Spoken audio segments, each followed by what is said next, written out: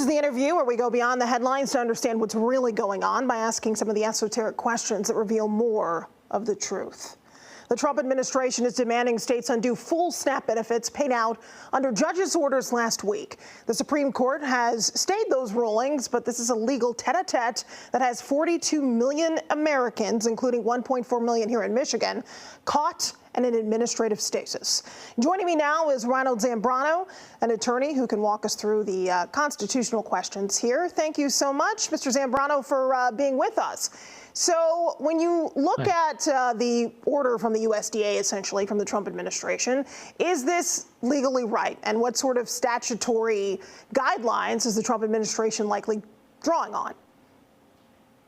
With regards to the money that's already paid out, for those states that paid out that money to those that needed it in their individual states, up until the point that the order was by Ketanji Jackson, Justice Jackson, was paused, those are technically following the law. If for somehow the Trump administration can splice through wires of money that happen afterwards, then those would be unauthorized. But I imagine most of this is before the very late night Friday order from Justice Jackson. So this is an entitlement, you could say, and that's in some ways the Trump administration inserting itself and saying that now that money has to be rolled back. It makes it somewhat discretionary. Do you read it that way? No, because there was an order from the lower courts because to use the contingency fund to fund these benefits for SNAP. So SNAP, as of right now, is the law of the land as far as being appropriated and something that's existed since the 1930s to help families that cannot afford to feed themselves, at least from a nutritional standpoint. So when the Trump administration is saying, well, you got to roll this back, well, they don't, because the courts at that point, up until Justice Jackson said to stop the payments or to stop funding the payments because it's really distributed by the states, not the federal government, that up until that point, it was quote unquote authorized. But there have been many reports that states have been finding funding for themselves and then hoping that they would later be reimbursed. Yeah, but obviously the Trump administration is saying that these funds need to be rolled back for some reason. So they have to believe that they have some legal standing. You're saying that they have none at all, but they're clearly trying to fight it. Is that how I should understand it? Yeah, unless there is a payment that came out after the Justice Jackson's pausing the order, those are lawful. So to the extent the Trump administration is saying, well, you got to roll everything back anyways, that there's no legal standing for that. That is money that it was authorized up until that point. Those don't have to be rolled back. Those Americans that got that money don't have to worry about paying it back, and the states don't have to worry about paying it back. Anyway, this is really something that's trying to be used for purposes of negotiations in the larger shutdown.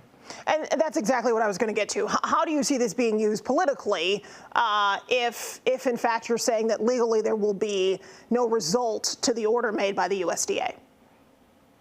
Well, on this issue, to the extent it's trying to be used for a negotiating tactic or some type of pressure point, it's a bark without bite. This money's out. It's really the future funds that is at stake. And to the extent this is being used to force votes on a current plan that would no longer give subsidies to the Affordable Care Act in the marketplace, that's really what this is all about. The Democrats don't want to vote on that because they will never vote to not have subsidies for the larger Affordable Care Act marketplace.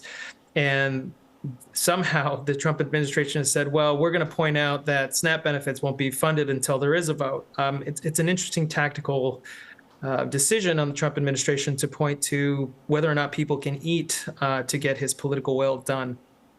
What about the idea that the Trump administration and the USDA could say we are totally constrained by the Appropriations Act, and therefore we can look to the ADA, the Anti-Deficiency Act, and say that this money wasn't necessarily appropriated. It's in a contingency fund, and therefore it's a violation of existing law for us to allocate this money that Congress hasn't specifically set aside for SNAP benefits. Couldn't the Trump administration legally and maybe cogently make that argument? They are making that argument, and it is a cogent argument. I don't think from a legal perspective, from an academic standpoint, for those of us in the legal profession, it's not out of line in a certain extent. It's more of a whether or not there's a will to fund a program that feeds 42 million people when a judge, a lower court judge, has already ordered that you should use the contingency funds because a couple dozen Democratic attorney generals have said that those funds should be used because there's precedent for that. So although there is, from a legal standpoint, two sides to the story, there is already a precedent to use these contingency funds. Two judges have ordered that those funds be used. So to continue the fight is an interesting decision from a tactical perspective. Again, this is all really a part of a larger negotiations for purposes of voting to reopen the government. Yeah, and it does appear that the posture from the DOJ is already that the Rhode Island ruling, that there is no standing there for the judge to intervene in this particular matter because of the appropriations clause. That seems to already be the framing. So maybe there would be success. It's possible, it sounds like. Right. So that's another separate fund that's very unique to the ADA the USDA. So there is precedent. I think that's what Justice Jackson, was really pointing to, that this really needs to be figured out for purposes of what is authorized by statute, by the legislature. This is not something that is, just some public fund that people can dip into or not. These are appropriated things in very specific bills. So there is a contingency fund, there's a separate fund through the USDA that the Rhode Island judge was pointing to, and I think that's where it may be rolled back, because that was new. And could they also cite Office of Personnel v. Richmond from 1990, potentially, to say, look, here in that case, the U.S. government wasn't allowed to allocate money that wasn't specifically set aside. So there is clearly some legal precedent here that the administration can lean on. I'm trying to understand how realistic it is that this money could be rolled back. I mean, they could point to precedent like that. And possibly see some judge maybe overturn or side with them.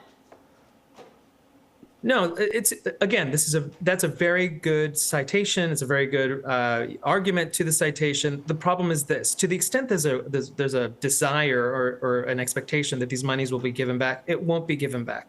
The argument is that there's discretionary use to the contingency funds, and to not use it. Right now, the argument is that the Trump administration is using it capriciously, not using it capriciously. And that is not enough to override the very compelling interest to feed 42 million Americans. So that is the problem. The problem is it's not so much whether or not he can or can't do it from a technical standpoint.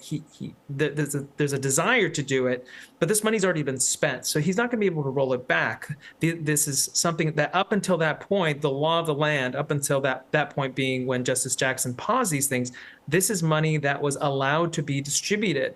Now, there's a second thing. What if these monies were not funded by the federal government? The states used their own monies. They found resources somewhere else to feed their individual constituents,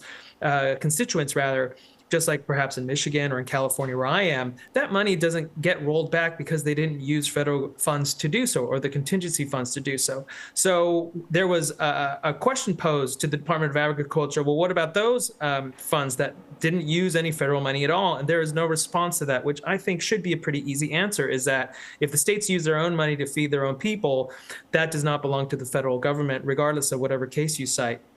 Yeah, no, and look, I just want to realize that there are so many things that in some ways have been unprecedented that we haven't seen necessarily in our lifetime, but that there may be some legal standing to be able to do what the Trump administration is trying to accomplish on a broader scale. Nothing's been tried at this level, to my knowledge, of rolling back this huge of a payment individually across all 50 states. However, things happen. So how long could the fight go on? If the Trump administration, for example, continues to pursue its posture that the Rhode Island order, there is no jurisdiction there, that's something that potentially could get stuck in the weeds for a long time. So I'm wondering how long you believe this will continue between the administration, the USDA, and then various states, including some 25 attorney generals who have joined the fight. Sure. This will stop when the government is funded, the shutdown ends, and there is no people in the legislative branch do their job and figure out where this money is supposed to come from to feed 42 million Americans. Yeah. Up until that point, we were in day 40. Hopefully it doesn't go to 50. But up until that point, this legal battle, just like you were describing, is a very unprecedented battle that will rage on until the Supreme Court makes a decision as to who is right and who is wrong. And then hopefully that the executive branch will listen to what may be an adverse decision to its interests. Yeah, it's fascinating, and obviously once the government shutdown ends, everything resumes. But if this government shutdown continues on, obviously not in perpetuity, but for a very long time, it probably feels like that to a lot of people who rely on these benefits. There's no way of knowing in that time if there will be any resolution on SNAP benefits, and it's possible that some of the challenging of rolling the SNAP benefits back and fighting the USDA could be to keep it open until the government shutdown concludes. Do you see that as potentially what the Trump administration is trying to accomplish? Just keep this in sort of a legal limbo as a bargaining chip? Exactly. It is in what the larger interests of the Trump administration is to use the lack of SNAP funds to force constituents in both, primarily Democratic states, to force their representatives to bend to the Trump administration's will, or maybe not the Trump administration's will, the Republicans' legislature's will, to vote on a bill, pass a bill that would no longer have the subsidies for the health care that is subsidized through the Affordable Care Act, also known as Obamacare. And if the fight is held up in the courts, where this money is just put in limbo until that decision is made, that is a possible outcome that they're hoping for, they being the Trump administration. Although I believe the states will figure it out somehow, because people are being hungry. There's news out that people are worried not only about feeding themselves, but their pets. College students need these things across, whether you're red or blue. People need these monies to feed themselves, and then why that is a larger conversation. But either whether it's the GOP or the Trump administration, they feel that this fight is going to lead to this ultimate goal, which is to no longer subsidize the Affordable Care Act. Let's talk about what we're seeing on the aviation front. The FAA obviously has had to deal with this government shutdown. We've seen delays across the country. A lot of travelers are frustrated by this. And you could make an argument that it's also a safety concern because of the federal regulators that may not be engaged in the same type of way because of the government shutdown. What do you see there as the biggest concern? I believe it is a safety issue. We don't know how, to the extent that there is a cut down in people being processed through flights, that's its own safety issue through TSA. To the extent we need people, the flight operators and the towers to make sure planes aren't near each other. This is a huge safety issue and a stress and an already stressful event. No one likes to travel. No one says traveling is the most stress-free experience. And now you're putting this huge amount of pressure on people that are already in a very stressful situation. And now you have people that have spent money that can't be on flights. The holidays are coming up. It's not far away. We're already in November. This is going to be, if this does not get resolved soon and the holiday period comes in, I cannot imagine the amount of outcry that's going to be. Yeah, the directive has been to reduce by the FAA air traffic between 10% and 40%. Obviously, that's a kind of a rolling figure. And we've seen a surge in call-outs. And all it takes is maybe some corner being cut or not having the adequate staff. And we could be looking at a disaster. Does this in some ways expose a certain fragility? That FAA funding, for example, is based on yearly appropriations. Maybe this isn't something we should do annually. Should it be set aside because the regulatory nature is so tied to direct safety of passengers? You make a great point when it comes to anything having to do with safety, and also people traveling across state lines or international lines. That should be such a high priority for purposes of making sure the underlying staff and systems are well funded so that, one, they're safe, and two, operating in a very functional way. We should not have to worry yearly whether or not millions upon millions of Americans and also people visiting this country to spend money in the United States will even get here. I believe you've made a great point that we should either have separate funding that's done on a less frequent basis, or maybe they should have their own contingency fund that they can get into when there is a government shutdown. And hopefully we never have a government shutdown that goes this long. We're already at 40 days. But you make a great point, I believe, and I agree with you that funding something so vital for really the American economy and the American experience to travel between states and abroad should not be something that's held captive every year. Yeah, and to be fair, I'm always just someone who wants to put out possible solutions to the problem. I'm not saying that that's necessarily is a solution, or that it's my opinion that that's what we should do, but it is something I think people would ask. Folks have to travel even when there is a government shutdown, and this is one of those areas like eating. It's a basic need to be able to move from one place to another, and it's being curtailed, obviously, by what's happening in Washington and the political games that continue to be played. I want to ask you about what you think the necessary, and I know I'm asking you more of a political question as opposed to a legal one, so forgive me for that, but what you think needs to happen here to see this government shutdown come to an end? Well, from a total ending of the government shutdown, there has to be some type of real compromise on both sides for things that are apparently deal breakers. On the Democratic side is you cannot touch the subsidies for the Affordable Care Act. And on the Democratic side is like, no, we have to get rid of them. There has to be, people have to talk to each other, which is one of the rare good things that both sides agree is good thing from the filibuster. The filibuster requires them to talk. And now I hope that they talk in a way where there's a compromise, and there are brilliant people at those levels that hopefully they can come up with a compromise where maybe what's being floated around is that the subsidies will be extended, but there will be different qualifications for the individuals who get them, or that they get credits just like they were getting credits in COVID-19. And at least those conversations are happening. But if nobody decides to reach out and take a risk to compromise and propose something, there is going to be a continuing deadlock of the government. So, and this is what we used to do. We used to talk to each other and compromise, because at the end of the day, we all want healthcare. We all want food on our tables. We all want to be able to get on a plane and feel safe. It's just a matter of how we get to those things. And I can't imagine that we can't find a middle ground to find those. We're at the point that it's possible that you might see individuals, maybe even class action lawsuits, where the government shutdown has affected them. I mean, you could say this about people who are concerned about feeding their families under SNAP as a result of this lack of congressional appropriations, because of, you could argue, the misfeasance of the federal government. Even extending that argument, there's probably a reasonable argument to be made that even the DOT and the FAA could be sued because they act as arms of the federal government. And if it falls within waiver limits, maybe say under the Tucker Act, that you could see airlines suing the federal government, saying we lost millions of dollars during this government shutdown because of your order to scale back flights between 10 to 40% and already thousands of missed flights. Is that something you could see coming here?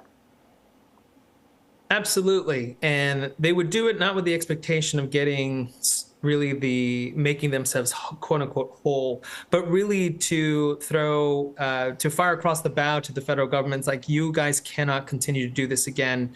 This is way beyond what's normal, even for the government shutdowns. At least I've been in the United States since 1979 when I was born, and nothing like that. This is so unprecedented. So to the extent you guys this is now the airlines talking, you guys intend to act like this again, we are going to come after you for the money that we lose. And I think it's fair. We all rely on a certain normalcy and function in basic governments. And if that is not being met, which they know that they need to do their job for us to create jobs, create money, create industry, to travel, then there should be a consequence for not doing their job. There's a consequence for the rest of us not doing our jobs. Well, also the cancellations, because this is a percentage that the FAA is trying to get, it is arbitrary and capricious for them to say, well, any willy-nilly fight is going to be canceled just because we're trying to get to this deadline because Congress has abdicated its authority and not done what it's supposed to do. So they could be also looking at some administrative and procedural claims. Do you think there are grounds there? Absolutely. I think to the extent there are procedural and administrative claims directly to the DOT and through the regulating agencies, there's absolutely claims that could be done for purposes of making sure that when decisions are made, just like you pointed out, that it's not just something picked out of a hat. There has to be some type of reasons behind it, data behind it, experts behind it, that there's an effort to do things at least in a mindful way versus, well, I'm waking up today and just picking a number that is capricious. And that is something that under the law, when you act capriciously, just like the Trump administration is being accused of right now with regards to SNAP benefits and not funding them or trying to claw them back, that when you act capriciously, as far as when you act as a government official, that is against the Constitution with regards to certain things that the citizenry are relying on for purposes of functioning. Yeah, we've seen a number of ways in which even local municipalities are stepping up and dipping into their own budgets to fill SNAP benefits, going back to SNAP benefits. For example, here in Michigan, Detroit, the mayor of Detroit, which is the largest city in the state, he authorized $1.75 million in SNAP benefits or emergency funding for people who would need SNAP. And I wonder if some of these local municipalities, counties, even the state, if there's a way that they could issue the SNAP benefits themselves using their own money, not just federal funds that were already allocated, and then sue the government to then recoup that money after the government shutdown is over. So that is what's happening, at least here in California. There are certain municipalities, counties, and the state agencies that are absolutely going to do that. And that they're going to turn around and ask, first they're going to ask nicely, and if they don't get it, they're going to file in court for reimbursement for purposes of these, really they are entitlements for the few hundreds of thousands of Americans here in California that rely on those benefits. And just like to the extent that's happening in Michigan for like the mayor in Detroit, that would be, first you're going to ask nicely through a letter, and if it doesn't happen, they're absolutely, I think, within their rights to ask, we're doing our job, we rely on you, there's funds appropriated for this up until this point. Please help us feed our citizenry, which you have set up for now, we're close to 90 years doing. Yeah, there's clearly some built-in reimbursable flexibility that states have had historically. I mean, that's true without necessarily violating the ADA, where they can fund something if the federal government is having problems. The question becomes, like, for example, here with what Mayor Duggan is doing, he's authorizing that money specifically going into food banks. So it's not necessarily exactly SNAP benefits, but it's a way to fill the gap as a result of SNAP benefits. Would that money be recuperable, or would it have to be specifically state money paid into SNAP accounts? From a legal standpoint, it would have to be SNAP accounts being funded in order to ask the federal government for reimbursement of funding SNAP accounts. That is, now it's a great thing. It's a great public service that money's being put into food banks or whatever social services that exist or private charities that exist that will feed families, especially with Thanksgiving coming in. But I don't think that you, from a legal standpoint, have standing or can say you have standing if you're not actually filling up SNAP accounts to feed the local citizenry. I think that would be a harder one, and I think a judge would throw that out on that specific technical argument. I wonder, too, from a broader perspective, if this really is a great example of the importance of federalism to some extent, that states are able to take matters into their own hands to literally keep people fed when the federal government isn't able to do what it's supposed to do. And so all of these states sort of less loosely than certainly historically, but still as individual states are able to take on some of that authority and then even demand once the government is back up and running that they be compensated for what they did. Do you think that? I mean, it's terrible what's happening, and it's sad that average Americans are getting stuck in the middle of this. But it is sort of, for those who champion the idea of federalism and having individual states, it seems to work. It seems to work that there are states that are capable, or cities in your example, capable of grabbing 7 figures worth of money to feed people. The problem is that a lot of states can't do that. A lot of cities cannot do that. A lot of There are failed states in our country, unfortunately, and they are not set up to mobilize as quick as apparently the city of Detroit is, or the city of Los Angeles, or the city of New York, to put food into banks where people can go and line up. And the problem, and I think the counter argument would mean is that in those communities where people need this food the most, they live in communities where that type of mobilization from a functional political standpoint just doesn't happen as quickly as it should. And they need the help from the federal government to step in. The federal government has historically, even in our federalist setup, comes in when sometimes a state doesn't fulfill what it should for its own citizenry. So it's for the folks that live in the poorest states, parts of the South, parts of the Bible Belt, where there just is not a large political, not political, but just organizational structure to feed those folks. Those are the folks that I'm most worried about. I'm not worried about people in the cities. I'm worried about people out in the Great Plains of our country. Yeah, there are some duties that the executive has, and let's just say the shutdown were to continue on for what probably most people would consider to be an unreasonable period of time. If there is some constitutional conflict between, say, the president wanting to authorize certain payments and authorize certain functions of the government until or before Congress can come to some sort of conclusion, could he do that? Is there a mechanism for him to do that?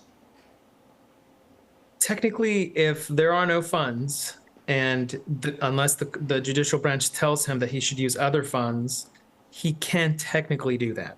I don't know how it's going to serve him politically, but he can technically do that. The larger question that I don't think anyone wants to ask is, what happens if the judiciary or the Supreme Court tells him to do something and he balks? Then we have a different problem. But technically, he's right. Right now, we're out of money and there's no money to go. He has a view about, or not him, but those who work for him have a view about the contingency fund, and it's not a ultra wrong position. It's just a position that most, I think, presidents would take. And the states are going, no, there is those funds, you should fund them. So from a legal standpoint in court, he's making, I believe, a good faith argument, but we all know it's a political one. And I think that's the danger for him. So hopefully the Supreme Court will make an order, and whether Trump likes it or not, he will obey that order. And we don't have to ask the one question we've all been asking since about November of last year. Yeah, and to be clear, as we wrap up here, I'm referencing the constitutional necessity doctrine, where the idea here is that the Constitution shouldn't paralyze itself, that the tenets of the Constitution shouldn't do that. So even though the power of the purse is vested with Congress, if they are unable to come to some sort of conclusion, the executive authority that's vested in the president should be able to allow him to move if this continues on. And I'm asking you, maybe not be politically wise or savvy, but it could be a solution if we get to the point that, say, the FAA is in serious need, or again, people are going hungry. Should he pull that lever? Can he? I think he should. Yes, he can. You've made a great point on this doctrine, and he absolutely should, to feed American families. He could just be like, I'm trying to feed you. You may not like it, or you may like it, but you guys should be fed. We'll figure it out later. But I don't want people to go hungry. And I think that'll serve not only him politically, but the 42 million Americans that need these funds to feed themselves. All right, Ron Zambrano, thank you so much for walking us through some of these constitutional questions, which I know are still outstanding, and who knows how it'll be resolved. We appreciate you taking some time for us on this Sunday afternoon. Thank you for having me.